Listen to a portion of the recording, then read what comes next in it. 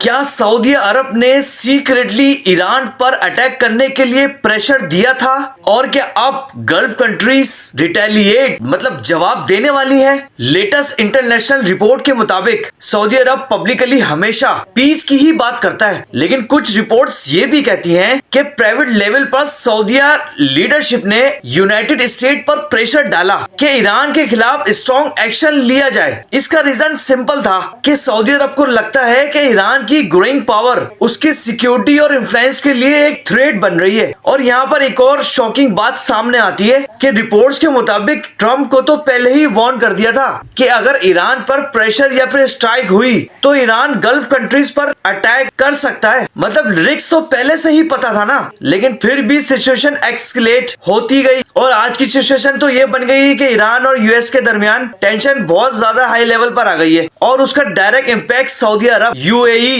और कतर पर पड़ रहा है। मिसाइल्स और ड्रोन्स इंटरसेप्ट हो रहे हैं और पूरा रीजन हाई अलर्ट पर है। लेकिन सबसे बड़ा सवाल यहाँ पर यह है कि अगर टेंशन इतनी ज्यादा है तो गल्फ कंट्रीज ईरान पर डायरेक्ट अटैक क्यों नहीं करती हैं? एक्सपर्ट्स कहते हैं कि डायरेक्ट वार का रिस्क तो इतना ज्यादा है कि कोई भी कंट्री पहला स्टेप नहीं लेना चाहती है, क्योंकि अगर एक बार अल्लाह ना करे फुल वार स्टार्ट हो गई तो पूरे रीजन पर इम्पैक्ट पड़ सकता है। लेकिन सिचुएशन तो अभी भी बहुत सेंसिटिव है। अगर अटैक्स कंटिन्यू रहे तो फिर रिटेलिएशन कभी भी हो सकती है और फिर चीजें कंट्रोल से बाहर जा सकती हैं। अब इस बारे में आपका क्या ओपिनियन है? क्या सऊदी अरब और गल्फ कंट्रीज को अब ईरान के खिलाफ एक्शन लेना चाहिए या फिर पीस ही बेस्ट ऑप्शन है? मेरे भाई, इस वीडियो को लाइक शेयर फॉलो लाजमी करेगा और अपनी राय का इजहार कमेंट्स में भी जरूर डिस्कस करेगा।